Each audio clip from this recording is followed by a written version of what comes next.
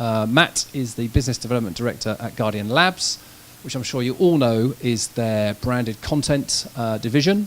And they specialise in helping create partnerships, help brands tell their stories, and that's across public, private and charity sectors. And Matt is quite a veteran of the industry. Started out at good old Saatchi & Saatchi, soon worked out that it was far more exciting in digital, enjoyed iLevel, very, very successful digital agency.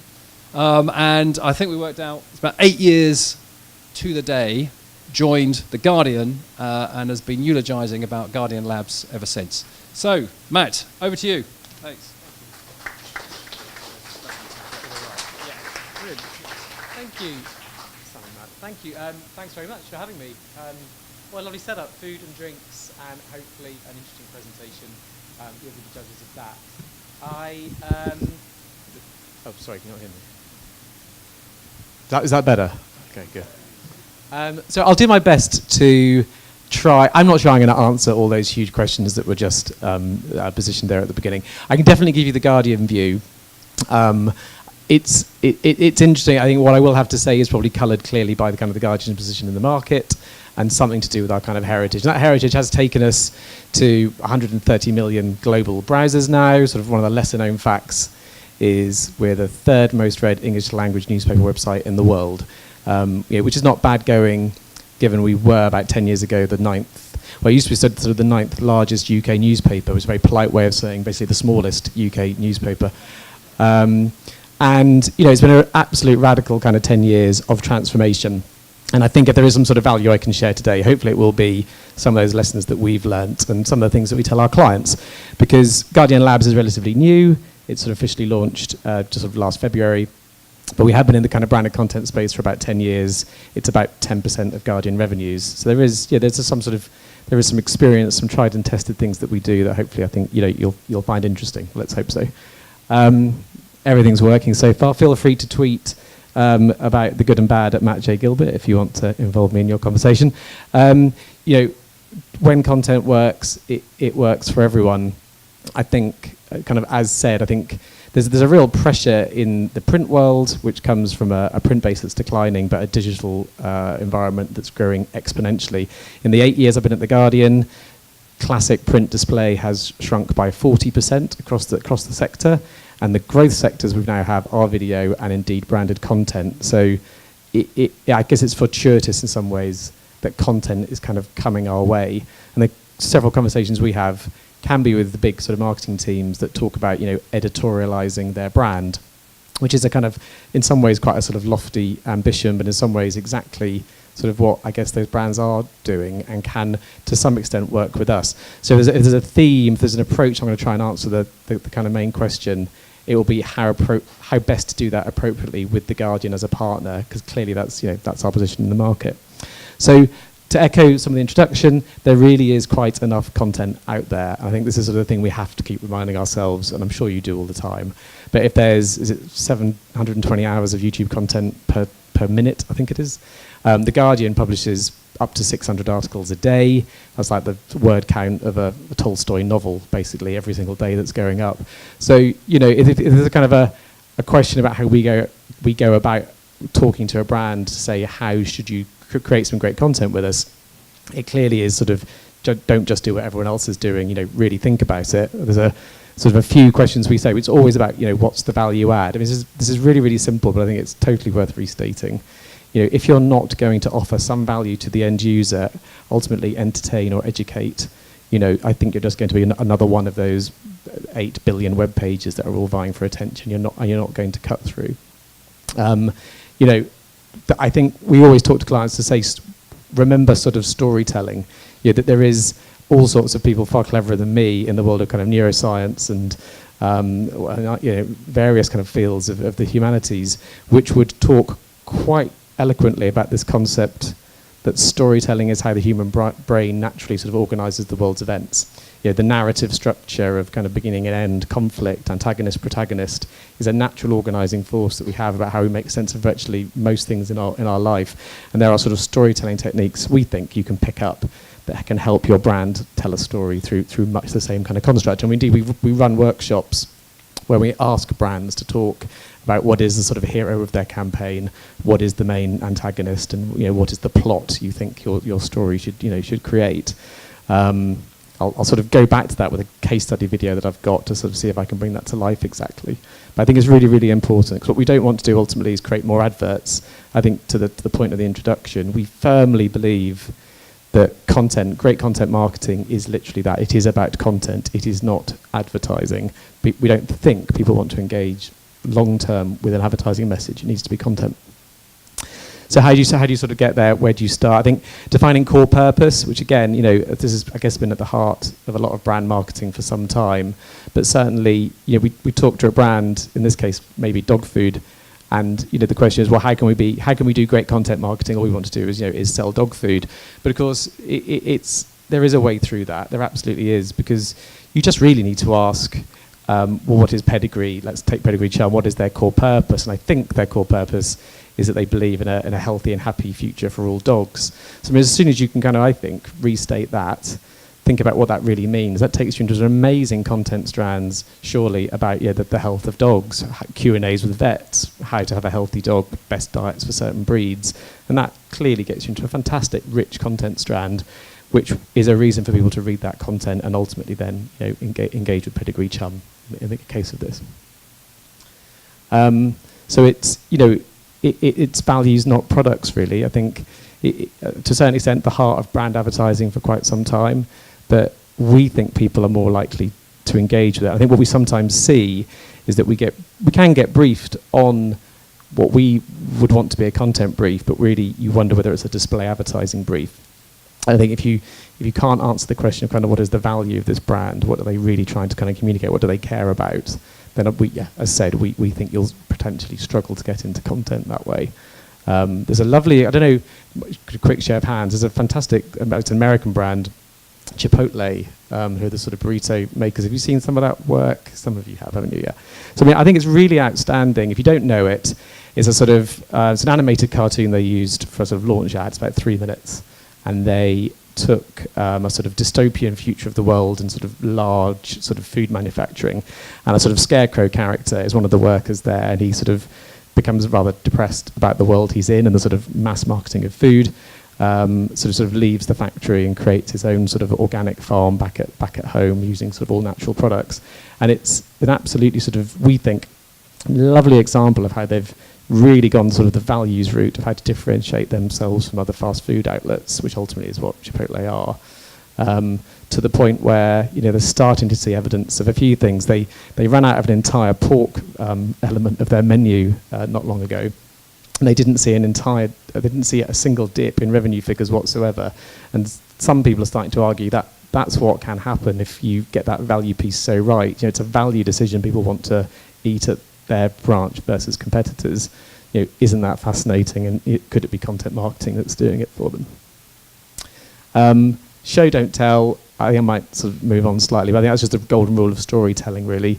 I think with Chipotle, they're not trying to ram home the message that they are, entirely organic and food integrity being their main theme. They're just showing really what the consequences of that are and how a happier future can happen for everyone with better food. So before I just show you the case study, just a little piece about how The Guardian plans it. I think this is really, really true, and again, not particularly complicated, but to do it right, particularly when you're working with The Guardian, you need to think about what's working for the reader, why should they care, does the brand, have an authentic reason to sort of be in that space and tell that story, and does it fit the platform? Is it going to flow and be suitable to the platform? If the decision is that platform should be The Guardian, then it simply, needs to align. And ultimately, that's where The Guardian has a position in this. We have our own views, values, and thoughts about the world. We are a newspaper with opinions. So to do a good partnership with The Guardian, we need to be able to kind of say yes and no and activate those partnerships where we think there is an alignment. So that's what these 2 case studies should hopefully do. And then that will be me.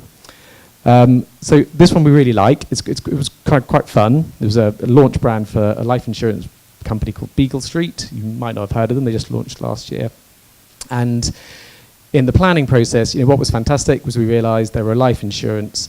that were genuinely interested in the idea of people's happiness. And they'd done a whole bunch of research. Well, the way I tell the story, they'd done a whole bunch of research understanding that the happier people are, generally the longer you live, and the longer you live, the longer you pay your life insurance premiums. So there's sort of a win-win there, but ultimately an altruistic one, you know.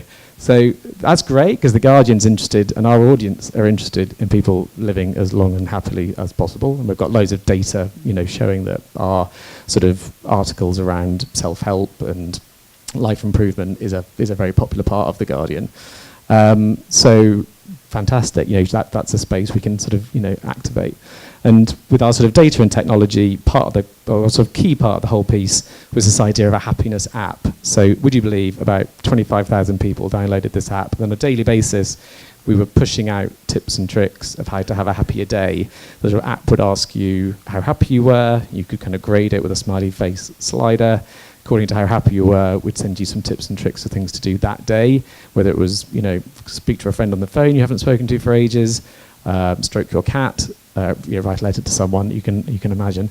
And then at the end of the day, people would grade whether they did feel indeed a little bit happier or not. And that's, you know, a fantastic data set now of 20,000 people, and the nuances of what can sort of create happiness has done wonders. I think for Beagle Street, you know, to hopefully validate my setup, this was a fantastic way of getting Beagle Street to communicate some values about ultimately, you know, happiness. And I think awareness was 30% in the pre and post testing, but I think the affinity to the idea of does Beagle Street care about happiness, you know, I think it was a 50% increase sort of pre and post. So some good results. Now I think my last final case study will play as soon as I press this button. This was a piece of work with Unilever, who I know are a client of yours. I'm not sure any of the clients are actually here. Any Unilever clients here? Did you work on Project Sunlight? Don't think so. Okay, good. I can say whatever I like. So this is like a 3-4 minute film. I think the values aspect of it absolutely will sort of leap out. Why I quite like it is it was a big ambitious piece of work. It was like a 7-8 month partnership. It was sort of high ticket item. Also, if I'm going to try and answer the question of creativity, then this video does quite a good job in sort of showing all the different sort of bits of creative that we pushed into the partnership. So here we go. Hopefully, has got a slow beginning.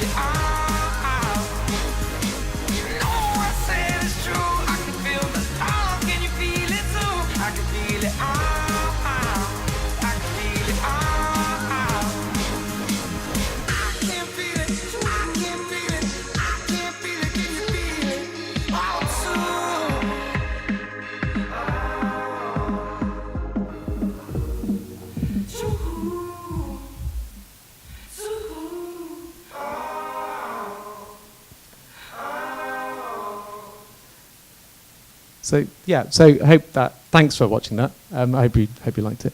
Happily take questions on that at the kind of questions section. I think just to wrap up, then really quickly, sort of what next? I'm going to skip a couple of bits of this. Certainly, I'd sort of leave you with this thought around sort of automation, because I know it was touched on. Our experience is running a few pilots at the moment with Jazzio, which I think is a shared brand, partly around the idea of kind of trying to use real-time data. So we have a data set at The Guardian, which looks at every piece of content that we publish. We did run a test with Bailey's, as it happens, around how quickly we could commission new content based on top surging stories of The Guardian. So in this particular screen grab, what I'm trying to sort of demonstrate is that with the right processes in place and some kind of key campaign themes kind of pre-organized, we were able to spot moments, in this case, an article about mince pies, and how it would align with a certain sort of Bailey strand around food in the run-up to Christmas, and then go into kind of production immediately to create some new content for Bailey's around the fact you can create great mince pies with Bailey's as an ingredient, if that's making sense. I'm not sure I explained that well. But the point here is kind of being reactive, really. We were able to work to get some content up. I think our quickest was 2 hours from identifying that article surging on the left to having content approved with Jazzio and being live, in that space. I think that might be some of the future challenges, is just that idea of how can you work that quickly. And certainly the sign-off process was hilarious. We ended up having to text people, certain clients for sign-off as well, just to be able to get hold of them. So that's what the future holds. Great news, everyone. We can all basically work 24 hours a day. Thanks very much. Jared, you grab that. I'll just introduce you. Well, thanks, Matt. That was fascinating. So knowing there's a few Diageo folk in the room, so I'm just looking at you, Rebecca. But 2 hour sign-off. That'd be nice.